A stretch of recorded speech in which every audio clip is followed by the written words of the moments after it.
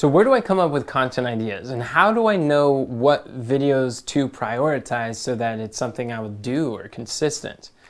I was talking to Shanicia, and she was talking about like, what ways could I be consistent for how I'm speaking to people? Two things that you could do. Like, if you feel like you're not talking to anyone, I want you to think like you're talking to a person. So I'm going to share with you, this is my this is what I call the converting content cycle. The way you create content that converts to clients and customers and people who want to do business with you is, first of all, you start with your content. And this is like story selling videos, right? And so let's say you have a weekly video where you are going to be delivering value. You're talking about like the Red Cross study, you're talking about toxicity, you're talking about nutrition, minerals falling short, you're talking about telomeres and every symptom of aging. Whatever the topic is, it's a story selling cycle. So you create a video, and what I want you to do is I want you to think about a person. So like Kamran, you can think about like your mother, since she's your first client. Like, what are the videos when your mom asks you questions, you're like, oh, this could help clarify.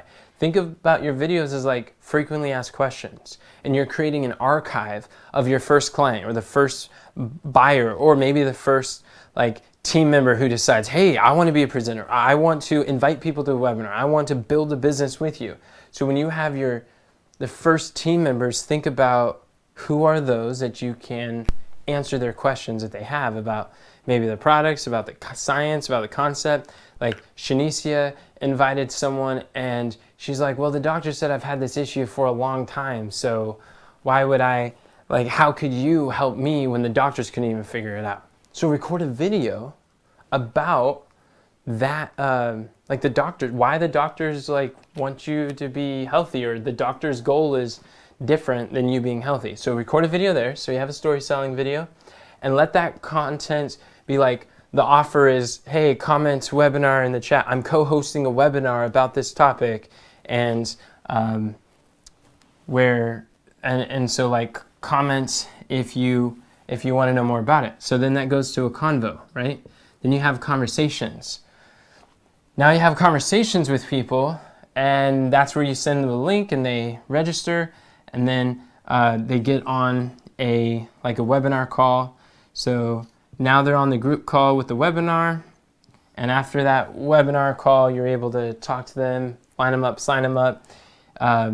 So on the webinar, they're going to, on the webinar call on Discord, they're going to have questions about the product. They're going to say, hey, how does this fit? Like, listen to the comment section during the webinar, and you'll get questions too that people have. Your guest will have, or maybe other people's guests, but like record a video for a person. You're like, oh, okay. They'll express concerns, and that's what you want to do. They'll give you concerns, and you turn those concerns into more content. And so you have this virtuous cycle of high converting content. So your content is always overcoming the concerns and addressing the objections. And so you think of an individual in your network, in your sphere of influence. You think of someone you want to share. Think of a prospect that you've been speaking to.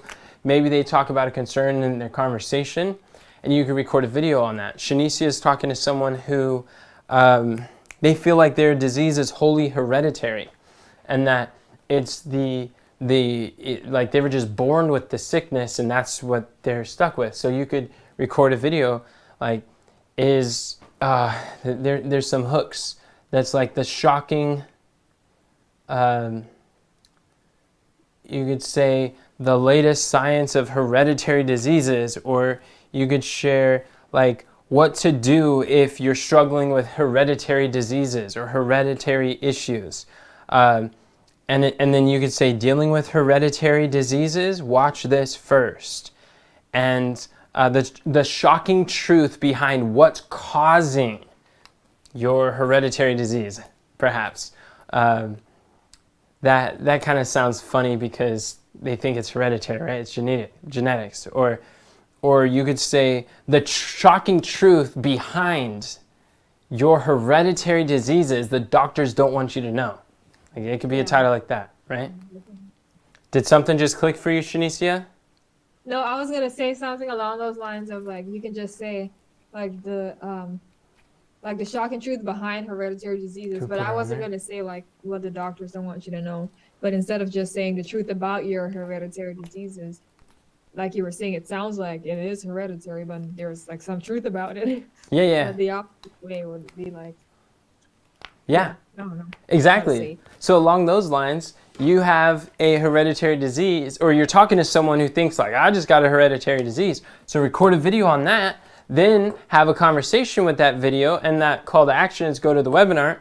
So then they get on the call, they watch the webinar, and whatever objections prevent them from buying, or whatever comments or questions they ask during the Q&A session of the webinar, take those concerns and turn it into more content. And then you'll never run out of, you're not talking to everybody, you're talking to individuals. Are there any questions about this, of how you can be consistent? And do you think you'd be more apt to record videos if you knew that there's an actual person on the other end of the video that you can send it to that's actually asking the question, that you're actually solving their problem? Yeah. Awesome. And then Shanice, you had a question? I was just saying, yeah, me. Me. All right, cool. What about you, Carmen? Do you see that you'd be more apt to record videos if you knew that there's actual people that you're looking to answer questions for, concerns? Maybe. What do you think would encourage you to be able to record a video for people, not feel like you're talking to everybody, but you're talking to individuals in your network you're sharing with?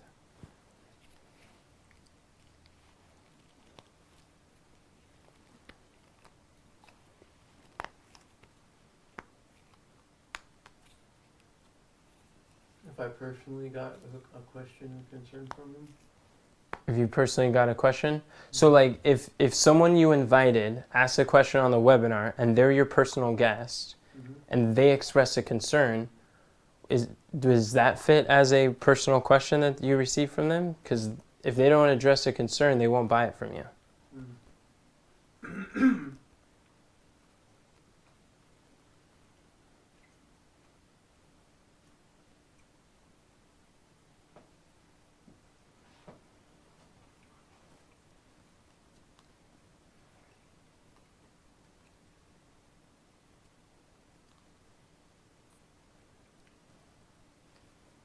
So if it's your guest and they're going to buy from you, when you invite them, and if you don't address their concern, then they won't buy from you. Do you receive that as a personal concern for you to address?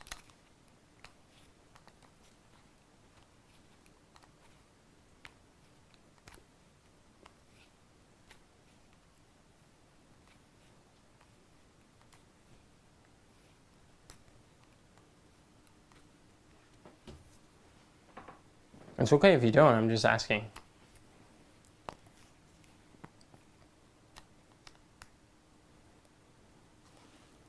Do you guys take that as like personal ownership when your guest is asking concerns and buying objections?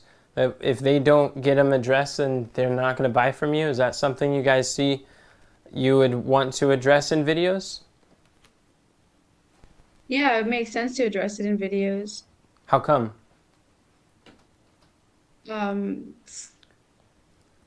because then you're able to like overcome that objection. And a lot of times they see your videos, like when you have conversations with people, they do see your videos. I mean, you can send it to them too, um, and tell them like, "Hey, I actually addressed your question in the video." So that's ways that you can do it. Yeah, and a really good way that you could like invite them to watch a video too is someone's like, I'm interested in the products. It sounds good, but how does this, I don't think I can do it because I'm busy and I've got challenges, or let's say like I'm a busy truck driver and I'm driving truck all the time. I don't know if it'll work for me.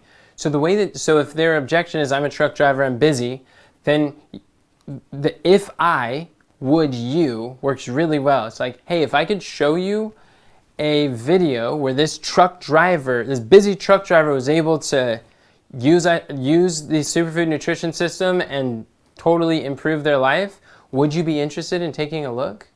And most people say yes. So it's like, if I show you a way that you can, what they desire without their objection or concern, would you be interested in taking a look? And then that's one way that you're able to invite, and how you overcome objections. Because when you say on a scale 1 to 10, how ready are you to sign up? Which 10 being I'm ready to buy right now, and 1 is like, no way, never talk to me again. Then, and they're like a 7, it's like, okay, what, or let's say they're a 6, because anything below a 7 you want to ask, what would it take to get the number to a 10?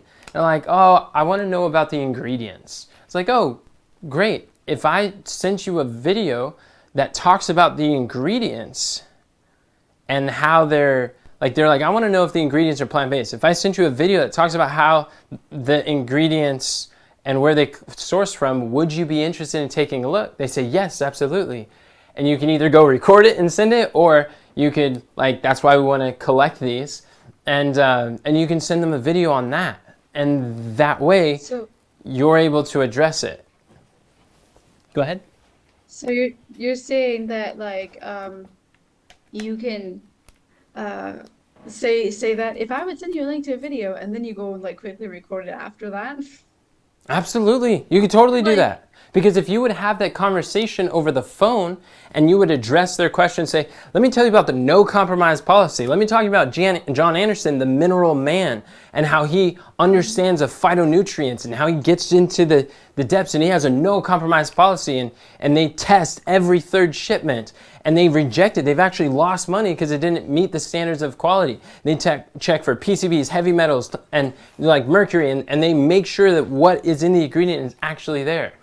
And if you would have said that over a video, like on the phone or a Zoom call, then why not just take 3-5 minutes to record a video to talk about it and then send it to them?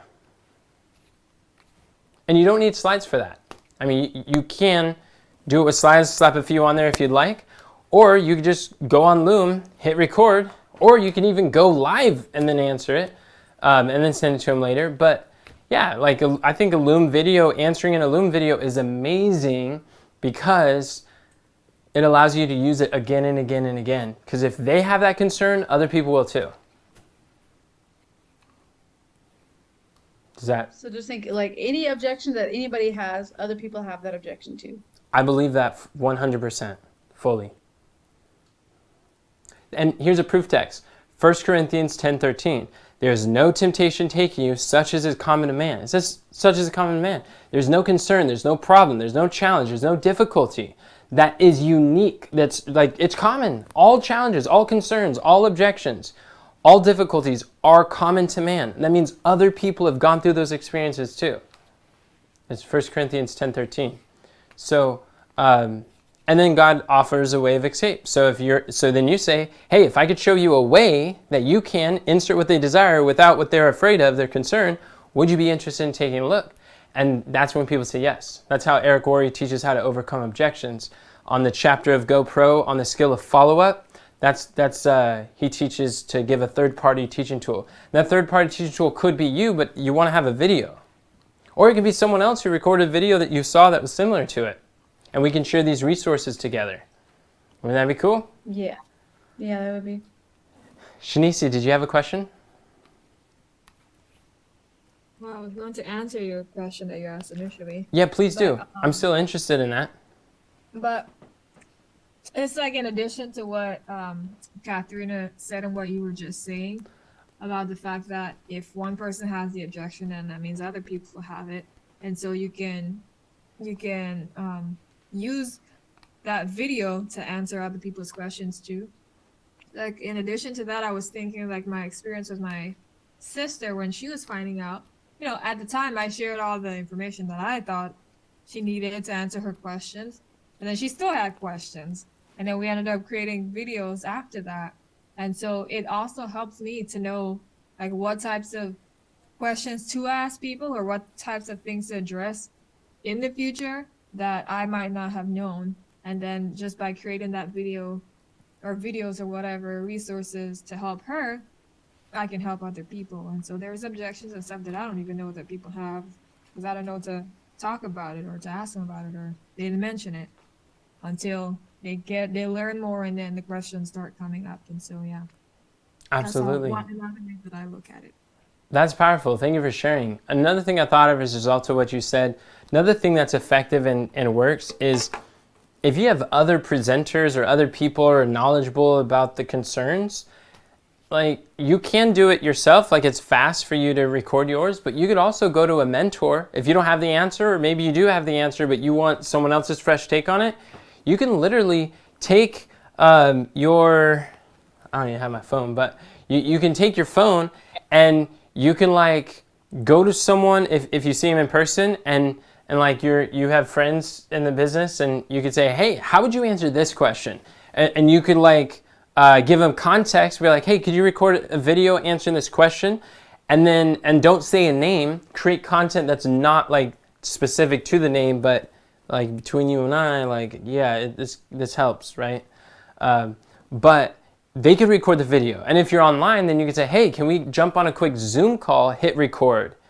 Or you could say, hey, let's hop on Discord real quick. Go on Discord and Loom can record a video of them answering the objection. So you can have Loom record a portion of your screen, have them turn on their video and just explain to you the answer. Tell them the scenario, say, all right, we're gonna record, 3, 2, 1, boom. And they're like, well, the reason why, and then they can go into detail and just like you learn from that and you have an asset and they have an asset. And then you can share it with the person you were wondering about. So there's a lot of resources that we could support each other through doing that. Does that sound helpful? So basically what we're talking about is converting content cycle. When you follow this cycle, you will never run out of content ideas. When you focus on like you're thinking about solving problems for people. It's not everybody. It's not some indiscriminate mass, or it's not the internet or the interwebs. You're not thinking of just faceless people. Think of faces. Think of people. Think these are real people, real results, real people solving real problems, serving and helping, making a difference in people's lives and improving their knowledge so they can make informed decisions. And this is what helps you to improve. And over time, you just get better and better, and then you can take that objection and insert it into like your talks, your inventory of signature stories, and you'll always be able to give an answer and address it again and again, and you're just improving your skill set. This stuff right here is gold. Go ahead, Katharina. I just have a quick question. So you're saying that, okay, the content that we are creating, overcoming the people's objections, are you posting all those videos? Like, or is it just like, because when people have, I guess, yeah, that's one of my questions. And then the other one is like, when you're saying, the content leads Can to you ask one conversation. question at a time and like write it down when you come back to it? Because when you ask 2 questions, I'm already Okay. forgot the first. But Right. you could write it down, you won't forget? I won't forget it. Okay, cool. So your first question, are you posting all the videos? Now, let me ask, can you think of a specific instance where you wouldn't want to post all the videos? I guess if you already have someone signed up and like you're overcoming their objections of like uh how do I say this? Let's say like if they have questions about getting started, or if they have questions about the compensation plan or how they get paid and stuff like Got it. those aren't stuff that you share. Yeah, right. So those you can But share it on Discord. You can have like I have a separate channel for like ISA business builders to answer business questions.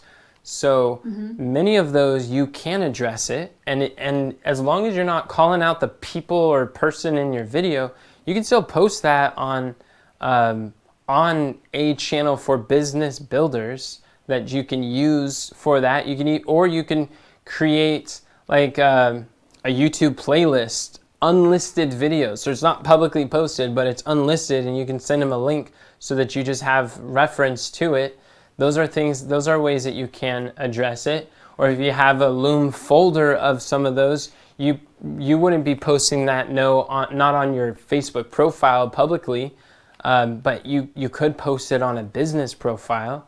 Not business profile, like a business YouTube channel if you had one for that or platform. I would have that. I would store it away that you could use it again. That's a great question. Does that answer your question? Yeah. And then my other question was in regards to from the content to the conversations. Do you have conversations one of the other content rhythms, like when you've explained this another time, you had in the comments, you had comments in between the conversations. So are those the only times that you reach out to people, or do you talk to the people who reacted to the video? Oh yeah, great question. So conversations includes comments. Sometimes you have conversations in the comments section, but the way that we're talking about the webinar call to comment, that's most of it's going on in the DMs. Like these are direct messages, private messages. That's what most is happening. But if there are details that you get from the comments, that could be part of your context, but you usually want to send them links to the DMs. And then part of your question, did I address your whole question, or am I missing part of it? The other part was the reactions. Oh, reactions, yes. You start conversations with everyone who reacts to your post. Say, hey, I noticed that you reacted to my post. Thank you for, I appreciate your engagement. I appreciate you engaging with my post. That's how you start a direct message. So everybody who reacts is a lead and is someone that they gave you a reason to strike up a conversation. So anyone who reacts, they give you a thumb, they give you a heart, they give you a ha ha ha, they give you a wow, whatever it is. You just go into the message and say, hey, or a thumbs down. There's no thumbs down on Facebook. Sorry. Like an angry face. An angry face. Yeah. I mean that's not really part of our conversation right now. Okay. But you say hey, I appreciate you engaging with our conversation, or I noticed that you reacted to my recent post. Thank you for your engagement. I'm curious, what was it about the video that stood out to you? Or what did you like best about the video? Same thing that Eric Worre's script of follow-up works. It's what did you like best? You don't ask, did you like it? Because people's negative minds go what was wrong with it? You ask, what did you like best? And then they'll tell you. And then it's oh, cool. Well, I'm going to go into more detail. I'm co-hosting a webinar. Would you be interested if I sent you a link? And 8 times out of 10, someone's going to say, yeah, please, I'd love to register for the webinar. Oh, okay, great. Could you let me know when you registered? I'll wait. So that call is the webinar. Yeah, the call is a webinar. It doesn't have to be a physical call. It's both. Because the webinar is on a call. It's a group call. It's a video call on Discord. But also, you want to call them afterwards. This is all forms of calling, whether it's a Zoom call, webinar call, Discord call, voice call, and then a phone call after the Discord call ends with the webinar. It's all of the above. Whatever information you get from the calls, it's when you're hearing their voice or seeing their face. And it could be a house call. Sometimes it's someone who's in person and you're at their house, you're visiting them or they're visiting you. Also includes house calls, and you're going to get concerns from these calls that they wouldn't necessarily say on public content, for instance. So that's clarifying? Yes. Cool. All right. Well then, we're gonna stop this here. This is the converting content cycle. You follow this cycle, and this is a cycle that impacts a lot of people's lives and helps you to build a significant income while changing the lives of many.